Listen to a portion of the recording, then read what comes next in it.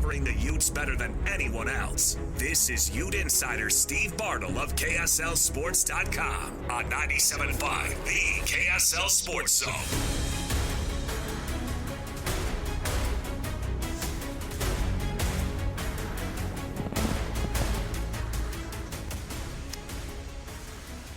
Welcome back. JJ and Alex, 97.5, the KSL Sports Zone. Hey, it's another hour of the program. You know what that means? Our program brought to you by G2G Bars. All natural ingredients and no preservatives make the G2G Bar perfect for anybody who needs a quick, tasty, nutritious boost. We're at RGS Exteriors today in West Jordan. Beautiful day, by the way. We are just tickled with all this. But I'm not going to be real excited about jumping into my car at the end of this because it's like 95 degrees out, and then we're going back to the old August situation. I'm going to have that sweaty back. Enjoy it while you can. Fine. Joining us on the program right now, as usual, he is Steve Bartle. He's our Utes Insider for KSLSports.com. Let's jump in. It's the top of the hour, and we get into it with The Cut. It's time for the biggest story of the day. This is what made the cut with JJ and Alex on 97.5, the KSL Sports Zone. And this portion of the show is always brought to you by the folks at Kia, Subaru, Chevy, Jeep, Dodge, or Ram as part of the Doug Smith dealerships in American Fork and Spanish Fork. If it's got Fork in the name, it's got a Doug Smith dealership, and they're going to take care of you. Great service starts with know-how, and nobody knows like Doug. And nobody knows the Utes like Steve Bartle, our Ute Insider for KSLSports.com. What's going on, Steve? How's everything, man? I'm good. How are you fellas doing? Oh, it's phenomenal weather outside. I'm surprised you're not on the golf course right now, or are you? Oh, man, how I wish I was now that you bring it up. So thanks a lot, Alex. We got to sneak in. We got to sneak in those last few days of nice weather before. Steve, we all have to work and make a living. No, it's fine. We're all I know. It's tough, man. Hey, 4-0 Utes. What's crazy about 4-0 Utah is everybody has expected them to be 4-0. Everybody expects them to be 5, 6, 7-0. The amount of pressure that comes with being one of the best teams in the conference and the team who everybody looks at and thinks that they're going to win that thing, when they have that dominant win over Oklahoma State, and I know the numbers the score at the end didn't look like it on paper, but that was a wholly dominant performance by that defense. What goes on in a game like that where teams are just absolutely broken, and Oklahoma State by the half, they already knew they didn't even have it against Utah. They had no way to crack that code on that Morgan Scalley defense. I mean, it just speaks to what's the right word?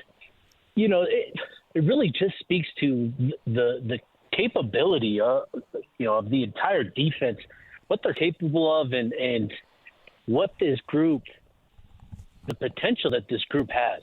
I think it was truly impressive to see, this group, considering how they performed against Utah State. And there's a lot of context to consider there with that performance and allowing a Bryson Barnes to throw for a couple of touchdowns, allowing a Rashul Faison to run for over 100 yards.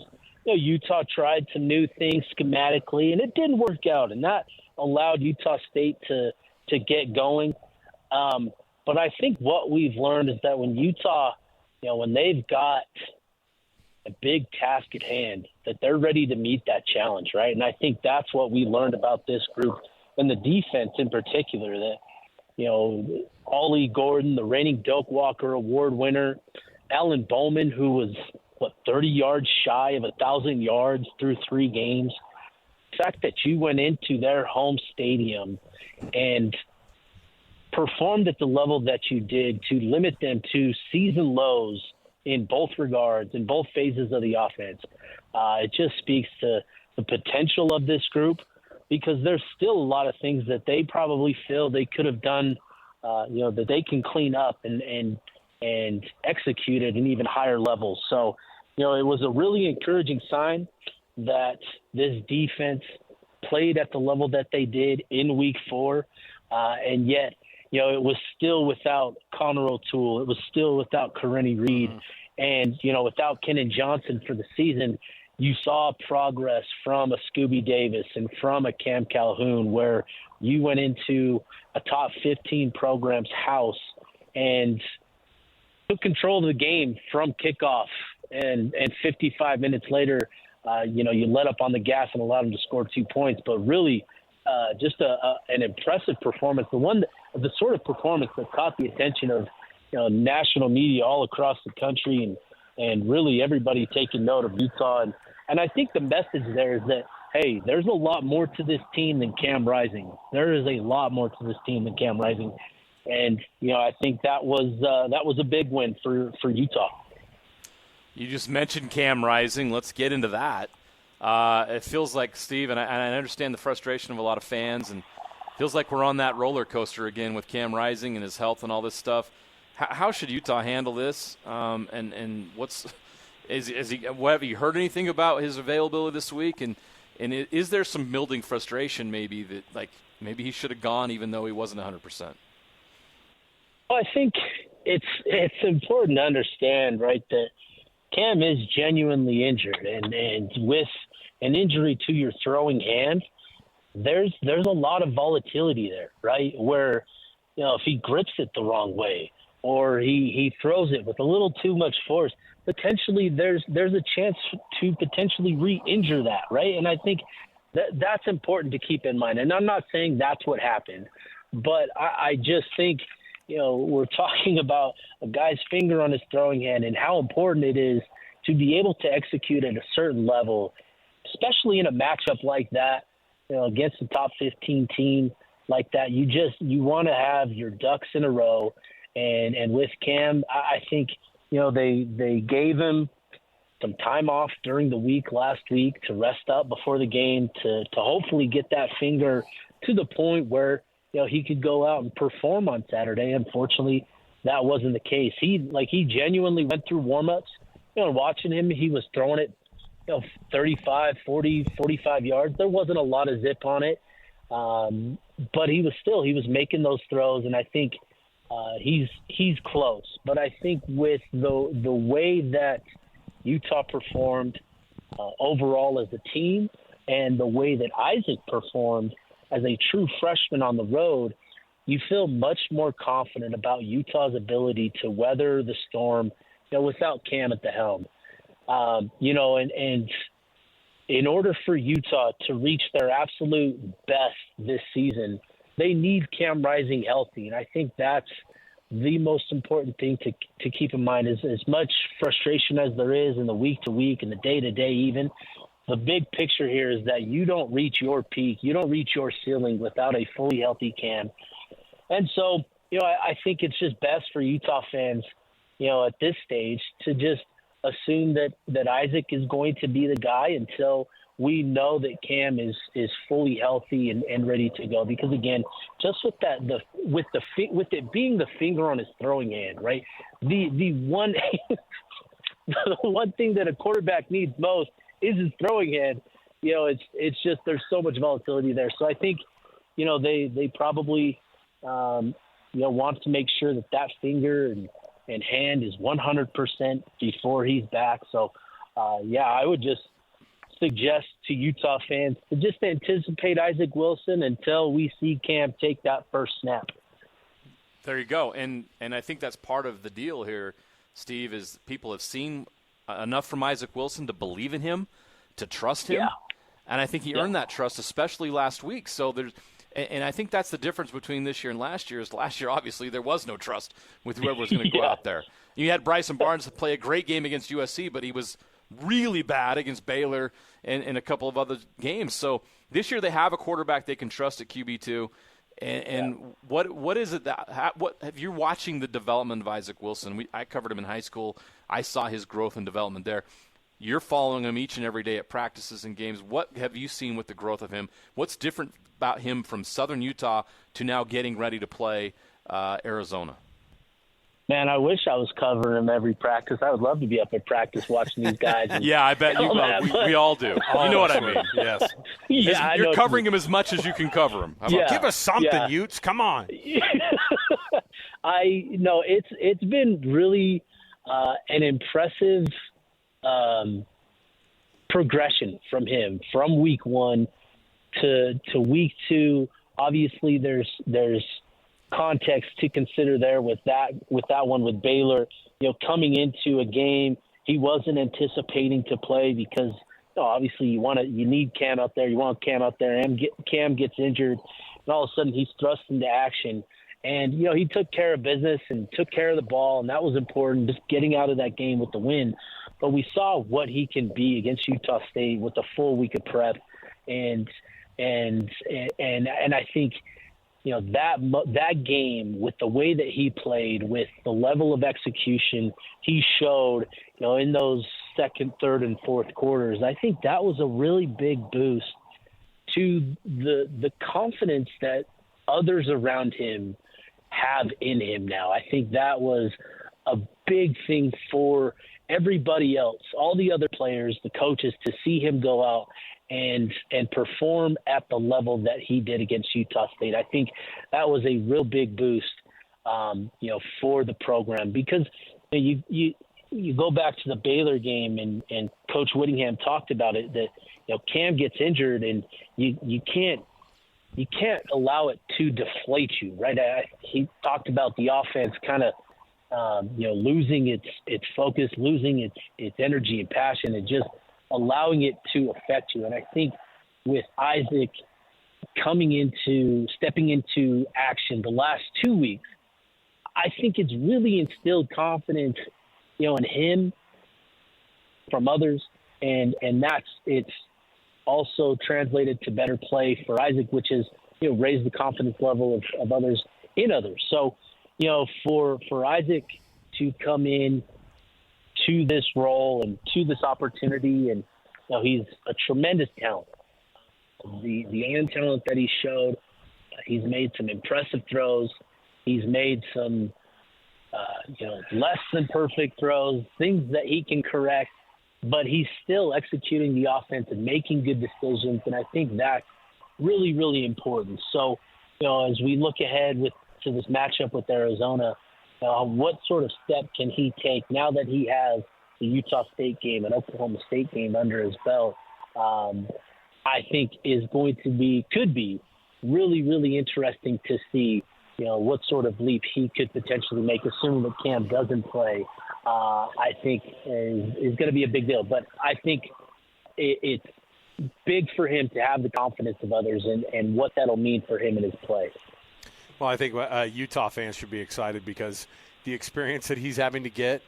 I know there are some people who are like, oh, man, they're going to burn that red shirt and all that. But it's like, could you get a better version of experiences your true freshman year where you're thrown in kind of into some hostile situations, not just kind of absolutely hostile situations. The Utah State game, at least he got all those reps during the week. And then this last week he was tested with hey, we don't know. We're going to give you half the reps, and you're going to have to figure it out from there. And so he's grown up kind of right before your eyes here, and he's the future. I said, it's not fair, to be honest. Well, on top of it, though, you can't You're help asking a lot of that kid. But you can't help but grow from it, right? I mean, 100%. that's the part where I think it's good, is that he can't help but grow from it, and that's the guy who's going to inherit the program. So, I couldn't imagine something being, one, it's stressful for Utah fans, but they've won those games, and he's been the head of that. Now, on top of that, a guy who's been a big part of it is Micah Bernard. We're going to be able to have our weekly conversation with him coming up at 5 o'clock, and we've loved every week being able to chat with him because he keeps getting better every week, and he had his best performance maybe of his entire career last week in 182 yards on the ground at Oklahoma State in front of a crowd that was used to seeing their running back take over games. So what's been the impact of Micah and how important that role has been for him? And can we kind of just throw it all out the window and just say, hey, RB1 is Micah Bernard? I think we're to that point with Micah. Look, man, he's the guy. This is his role. He's RB1. He's put in the work, and he's gone out there and just done it. It was fascinating to listen to Kyle Whittingham talk about Micah and talk about the limitations that they need to have on him and how he can't handle more than 20 carries. And then he looks at the numbers like, how many did he have? Oh, he had 25. Oh, wow. Well, that's the max. That's the max sort of workload that he can handle. And I just think Micah has worked really hard this offseason to embrace this sort of role and to have him continue to go out and perform at the level that he has, and to surprise even his head coach at what he's doing, in terms of the workload and just his production. I think is really, really cool for him. It's a testament to the trust that coaches have in him, to go out there and know that he's going to execute whatever is called, whatever sort of adjustment might be made, at the line of scrimmage. They know that they can rely on him and trust him to execute at a really high level. And now the fact that he's worked hard this offseason to put on weight, he got up to about 210 pounds. What you're seeing from him is the added strength the sort of boost that's given him, running the ball.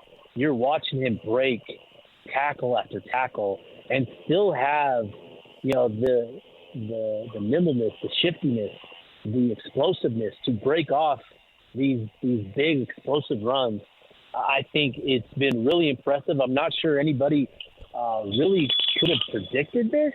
I was optimistic that he could be a guy that could be RB1 and could handle a bigger workload, but to be a guy that carries the ball 25 times and is putting up almost 200 yards, I think I don't want to say super surprising, but I think even it's remarkable to see that from him. And really, it couldn't happen to a better player on that team because he has been around for so long. He's put so much work into this thing. Now, he talked about that in the post-game presser, that he's genuinely worked hard for 5 years to be in this position, and to see him capitalizing on it, you feel an extra sense of gratitude for him and those types of players. Arizona up next in the dark at Rice-Eccles Stadium, 8:30 p.m. Mountain Time Saturday. We all know what happened in Tucson last year, and I'm not going to say it's going to come down to execution, but if Utah gets a nice lead, they're 11-point favorites. If they get a lead in there, because of what happened at the end of last year, Steve, do you think they're going to put the foot on the gas? How much of what happened at the end of last year could be a factor on Saturday night? Well, I think, regardless of what the end result ends up being, that absolutely is going to be a thing that Coach Whittingham, other coaches point to. And this is just something that college football coaches do. College sports coaches do.